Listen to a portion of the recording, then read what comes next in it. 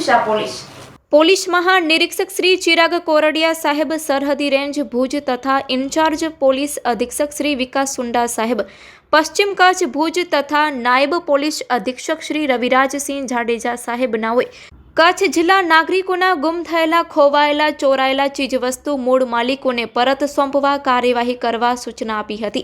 જે અન્વયે ગઢશીશા પોલીસ સ્ટેશનના incharge police inspector Shri H M. Gohil સાહેબના માર્ગદર્શન હેઠળ ગઢશીશા પોલીસ સ્ટેશન ખાતે નોંધણી થયેલ ગુમ ચીજવસ્તુ જે સરકારશ્રીના 13 તુજકો અર્પણ સૂત્ર અનુસાર અરજદારોને તેની ગુમ થયેલી ચીજવસ્તુઓ પરત મળી રહે તે દિશામાં કામગીરી કરવા સૂચના આપી હતી. અરજદાર બબ્બાભાઈ વેલાભાઈ સંઘાર, રહેવાસી શેરડી, તાલુકો માંડવી. અરજદારને સુપ્રત કરેલ મુદ્દામાલ વેલ્ટન કંપનીની બેટરી નંગ 1 જેની કિંમત ₹4000 આ મુદ્દામાલ પરત અપાવ્યો હતો.